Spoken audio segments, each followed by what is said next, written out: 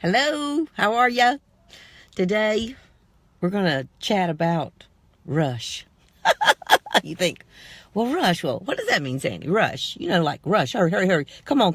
We got places to go, things to do. Come on, hush. Just get on with it. Come on, get with it. We got to go. Come on. We woke up late. Come on, we got to go. Come on, we got to do this. Come on, we got to do that. Come on.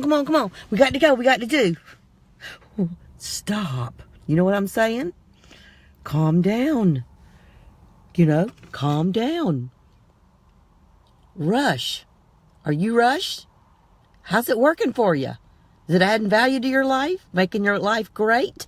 Are you just loving it? Is it like the most wonderful thing ever? Today's Super Bowl Sunday. People gonna be rushing on the field. Well, we want that to happen. But we do not want our lives to be lives that are identified and characterized by rush. Well, Sandy, you can't avoid being rushed. Well, today I'm going to talk to you about that. Because about 6 or 7 years ago, when I was really in a dark time of my life, and it lasted about 3 years, I did not know I was in it. I thought I was normal. I thought stuff was just good. My life was like it was supposed to be. I just knew there was something not exactly right, but I didn't know what it was.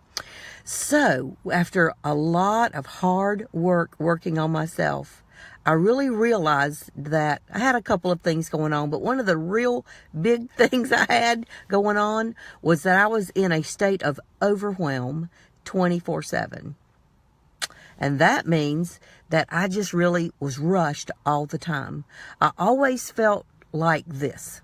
I do not have enough time to get all this junk done. I do not have enough time to get it all done. Okay, so I'm Superwoman, but I still don't have enough time to get it all done. And that was my recurring thought in my life over and over and over again. And my question to you is, do you find yourself saying, hurry, hurry, hurry, hurry, hurry. We got up late. Hurry, hurry, hurry. You got 30 minutes. Hurry, hurry, hurry. You can feel it as I even say it, can't you? You can feel it. You can feel how that rush does not create in you the person you want to be. Rush does not help you. It does not serve you. And I thought it was just a part of life, that there was nothing I could do about it. But I want to tell you there is. And if you are characterized by rush and overwhelm in your life, not having enough time to get everything done you need to do, then maybe this little tidbit will help you, because it's helped me so much. So, you know why I'm talking to you about this today? Because generally, on Sunday mornings, I get up early, I get my coffee, I do all my stuff, I get ready, we get out the door, and generally we're later leaving than I want to leave, but I'm not generally in a state of rush and overwhelm. I'm just not. Even though really and truly, I should be, and maybe somebody deserves for me to be, but I'm not. Generally, I'm not. But this morning, I usually tell my husband, darling, we have plenty of time to do everything we need to do. Be calm. Rush is not serving you. This morning, he was the one telling me that. And I said, I don't feel like I'm in a rush. He says, you are. I can tell you by your spirit that you're in a rush. So one of the things you have to do as you are approaching rush, you're dealing with overwhelm in your life, you have to breathe. Make the crazy stop. If you don't know about that, then watch last Sunday's talk on upping your average and breathing, or maybe a couple Sundays ago. But you got to breathe. You got to make the crazy kind of get down, keep breathing until you can make the thought stop and bring your emotions down. But then you have to tell yourself, I have plenty of time to do everything I'm supposed to do. I have plenty of time to do everything God has called me to do. I have plenty of time to do everything that God has called me to do. I have plenty of time to do everything God has called me to do. Now, guess what? You don't have any more time than you had when you were rushed. But now you're calm, and now you're saying, I have plenty of time. I did not say you have more time, but I did say, you talk to yourself and you say, I have plenty of time to do everything God's called me to do. And when your brain which your brain believes you don't. So you have to keep telling your brain, I have plenty of time, brain. And what happens is your brain believes the old truth that's going through, but your brain is able to be retrained. So you tell your brain, that is not the way I'm living my life anymore.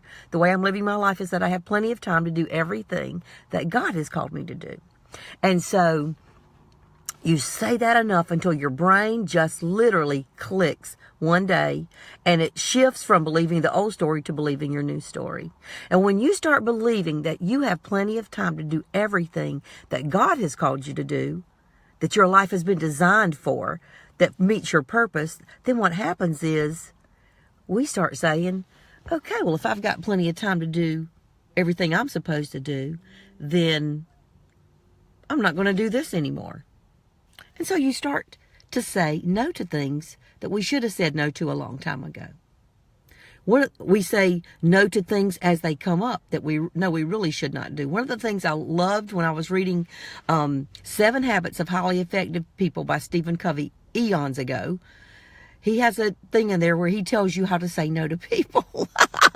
I've used it forever, and I love it, and I use it all the time. I use it as I need to use it.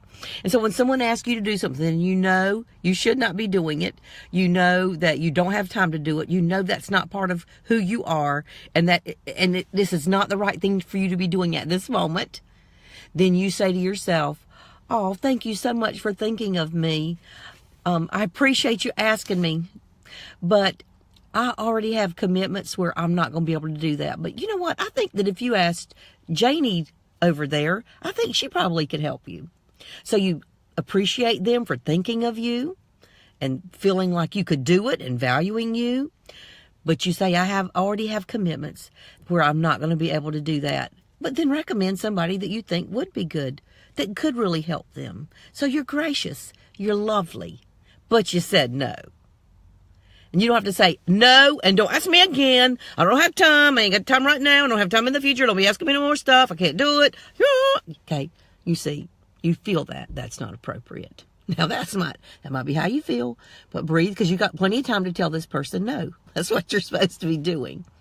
So learn to say no to the things you should say no, but learn to value the person as they're talking to you, and to know that you saying no at the right time might give them courage to say no at the right time.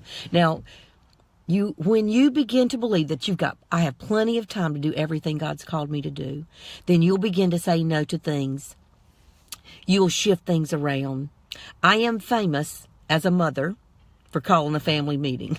You ask any of my 4 kids and my husband and I know how to call a family meeting. We just tell the kids, okay, tonight at 7 o'clock, be in the living room because we're going to have a family meeting. And I know the kids would say, oh, Lord, what's happened now? But sometimes we would just have to have a family meeting and sit and talk about what isn't working and what we need to do differently. And so that would get everybody's out there at one time, everybody's opinions, everybody's values, and we would be able to say, this is what we're not going to do. Because you really should be predictable about things you're not going to do, as well as things you're going to do. If you're predictable about doing things you really, that cross the line for you, then people aren't even going to ask you that. Or if they do, it's very easy. You say, oh, thank you so much for thinking of me and asking me, but that's not something I'm going to be able to do. No accusation. It's something I'm not going to be able to do. But ask Sissy, because, she might be able to help you. So again, graciousness.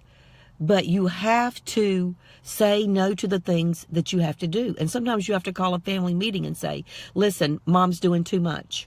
I should not be doing this. So as of tomorrow, I won't be doing it anymore. You're going to be doing it now. Okay? So look at your schedule, figure out when you're going to do it, because now it's your job. Okay? And this is what I used to do on Saturdays, but I'm not doing this anymore. This is not appropriate, and it's not functioning, and it's not serving us as a family. So starting Saturday, you're going to be doing this and not me.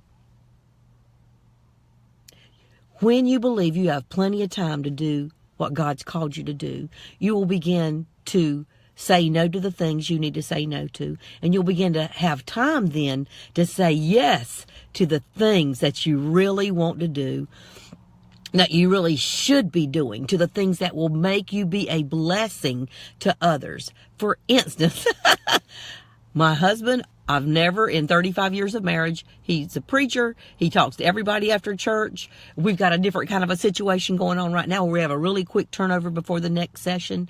And so I come to the car, and he's coming to the car right now. So you can see that I've been sitting here for a while. And I used to be in a rush, and I used to be anxious, and I used to be mad at him.